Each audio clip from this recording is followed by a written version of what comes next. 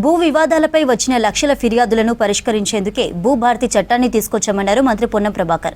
కరీంనగర్ జిల్లా సైదాపూర్ మండల కేంద్రంలో నిర్వహించిన భూభారతి అవగాహన సదస్సులో మంత్రి పాల్గొన్నారు. ఎన్నికల్లో ఇచ్చిన హామీ ప్రకారం భూభారతి చట్టాన్ని చేసి చూపించామన్నారు. బీఆర్ఎస్ హయాంలో రైతులు ఎన్నో అవస్థలు పడ్డారన్నారు.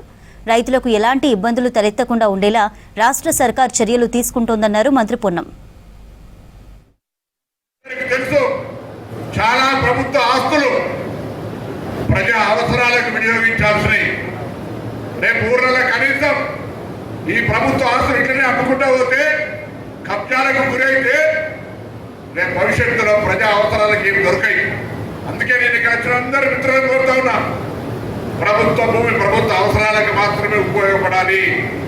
ఎవరైనా వ్యక్తులు, ఏ పార్టీ అయినా పర్వాలేదు, ప్రభుత్వ భూమి కబ్జా చేసుకొని అమ్ముకున్నారంటే వాటి వివరాలు జిల్లా కలెక్టర్ గారికి ఇవ్వండి, మీ సమాచారం గోప్యంగా ఉంచుతారు అని విచారణ చేసి ఆ ప్రభుత్వ స్థలాన్ని ప్రభుత్వం ఆధీనం చేసుకుంటుంది. ప్రభుత్వం స్థలం అనే ఆస్తి కాదు, అది ప్రజల అవసరాలకు ఉపయోగించాల్సినటువంటి ఆస్తి.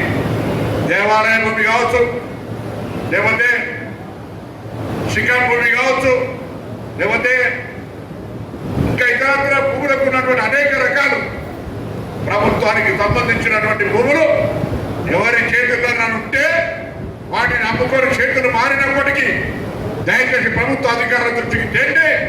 వాటన్నిటిని బయటికి తీసి ప్రజా అవసరాలకు వినియోగిద్దామని మాట సందర్భంగా మనం చేస్తా ఉన్నాం.